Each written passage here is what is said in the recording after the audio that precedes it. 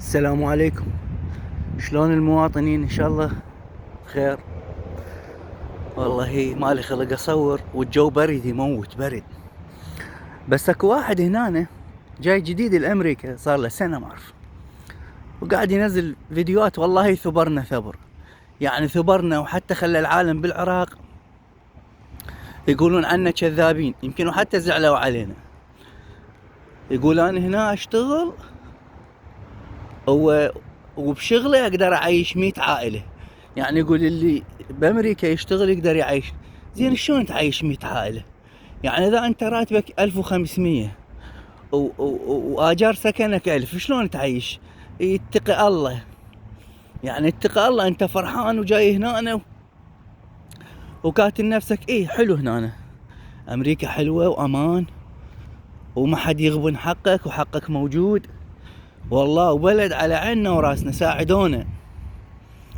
بس مو لدرجة انه انت تبالغ وتقول والله تعيش 100 عائلة. وين شلون اقدر اعيش 100 عائلة؟ يعني احنا كنا نساعد عوائلنا واهلنا بالعراق وبالشي المعقول. يعني هسه اذا يسمعون اهلنا واحنا ندز لهم هيك مبالغ، يقول لك شوف ذولي، يعني ما راح يشكرونا، راح يقولون ذولي يكذبون علينا، قاعد يدزون فلس فلسين.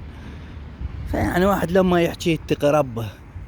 بلد حلوة، بلد زينة، تقدر تشتغل، تأمن أكلك وشربك، والحمد لله. فهاي المبالغة شوية بطل منها، ما نريد نقول شو اسمه.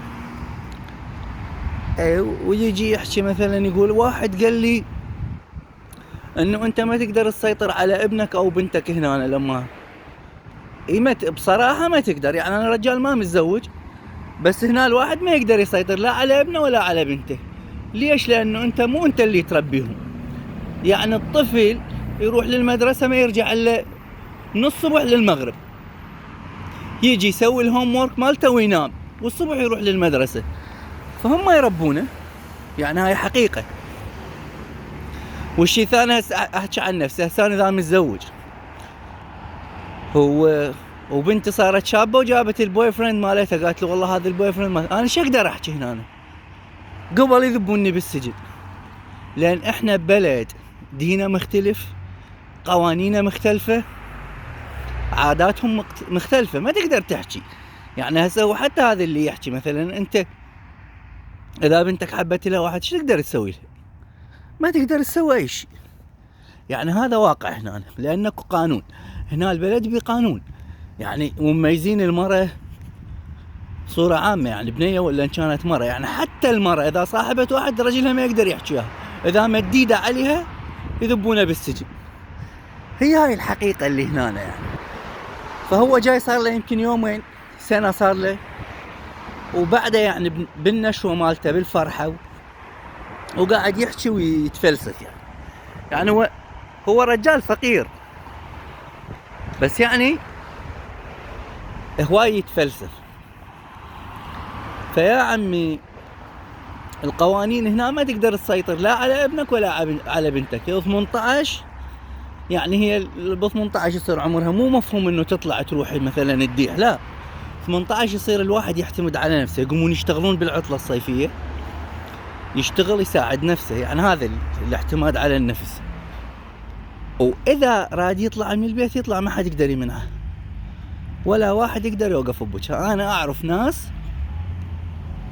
يعني والله اعرف عائلتين، يعني بناتهم جابوا البوليس وجوا اخذوا اغراضهم وراحوا ويا البوي فريند، ما قدروا يسوون. يعني شو يقدر يسوي؟ خلاص هي بعد، هي هذا الطفل كبر وصارت عاداته وتقاليده مثلهم.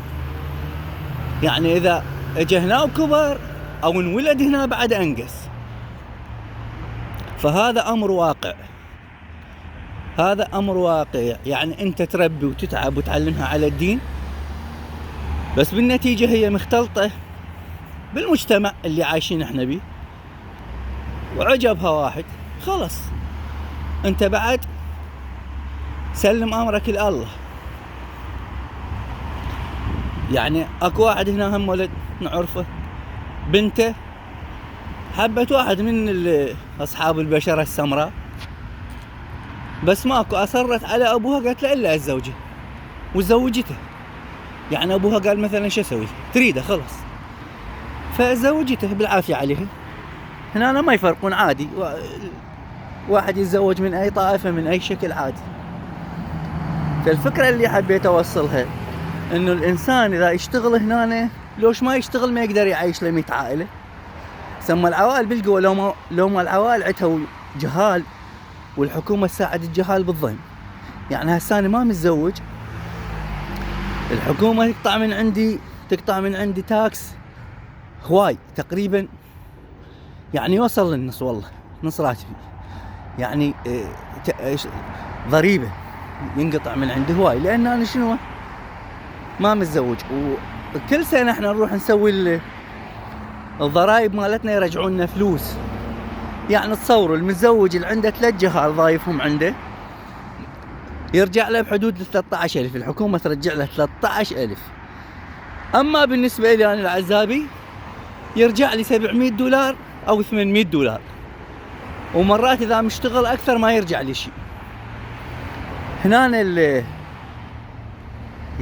المشكله بالعزابي، واحد اذا ما متزوج بهذله، بس اذا متزوج وعنده اطفال الحكومه تساعده، وهم ما يقدر يعيش 10 عوائل يعني. وتحياتي لكم، ان شاء الله نشوفكم في فيديو ثاني.